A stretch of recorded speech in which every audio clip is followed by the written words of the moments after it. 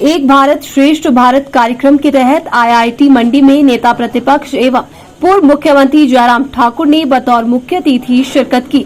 इस दौरान उन्होंने गोवा आईआईटी से यहां अध्ययन टूर पर आए छात्रों और स्थानीय छात्रों को संबोधित करते हुए कहा कि देश के यशस्वी प्रधानमंत्री नरेंद्र मोदी के आह्वान पर ये कार्यक्रम पूरे देश भर में चल रहा है। उन्होंने कहा कि मुझे प्रसन्नता है कि आज इस कार्यक्रम के तहत गोवा के बच्चे हमारे यहाँ पहुँचे हैं।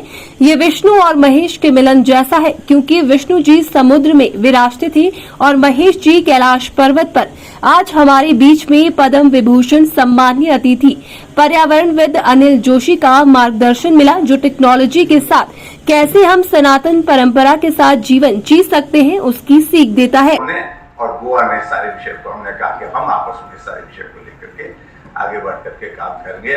और आज मुझे इस बात की खुशी है कि अच्छा हुआ मुख्यमंत्री जी ने मना कर दिया और कोई और नहीं मिला तो हम आपके बीच में आए। और मुझे याद आ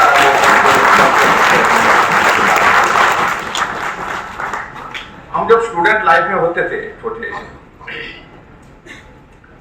तो उस वक्त भी एक ऑर्गेनाइजेशन है हमारी, जिस ऑर्गेनाइजेशन में स्टूडेंट ऑर्गेनाइजेशन उसमें हम काम करते थे, तो उसका भी एक प्रोजेक्ट होता था और सीड प्रोजेक्ट के नाते उसको कहते थे students experience in interstate living.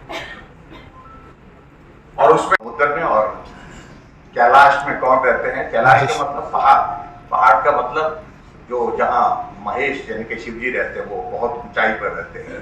तो इस प्रकार का ये मिलन हम सब लोगों का है। महान देश है, श्रेष्ठ देश है, स्वाभाविक रूप से वो है। और आज हमारे लिए गर्व की बात है कि हमारे देश का यश इस कदर बड़ा है, यशस्वी इस प्रकार से हुआ हमारा देश। दूसरे देशों में हमारे देश के प्रधानमंत्री चाहते हैं कि भारत की परंपरा के अनुरूप जो है पांव को हाथ छूने के लिए जो है वो देश के जो हेड है, जो नेता है, वो देश के हमारे देश के प्रधानमंत्री के पांव छूने के लिए। भारत को गलत पहचान, भारत को एक पहचान के साथ एक अलग सम्मान मिला है, एक स्थान मिला है, और उसके लिए हम सबको काम करना है। और उस दृष्टि से मुझे इस बात को लेकर के बहुत प्रसन्नता है। आदरणीय जोशी जी और गैरा साहब ने जो बात कही है प्रकृति के संदर्भ में, ये बहुत महत्वपूर्ण कि देश को एक ऐसा नेतृत्व मिला है जहां भारत लगातार हर क्षेत्र में आगे बढ़ रहा है, अलग पहचान के साथ आगे बढ़ रहा है। और वही एक वजह है कि आज भारत जो है वो 11वें 12वें नंबर पे इकोनॉमी में होता था, आज भारत 5वें स्थान पर। और सही मायने में इस बात का संतोष है कि स्थान का तो जिक्र हम करें, लेकिन जिस देश से हम 200 वर्ष तक हम गुलाम रहे, हम उससे ऊपर हो गए, ये हमारे लिए विषय बहुत प्रसन्नता का विषय है। आज ब्रिटेन हमारा उसमें अभिप्राय ये नहीं है, लेकिन थोड़ा संतोष तो देता है, स्वाभाविक रूप से देता है। और ये सहज रूप से नहीं हुआ, हर भारतवासी का उसमें बहुत बड़ा योगदान है।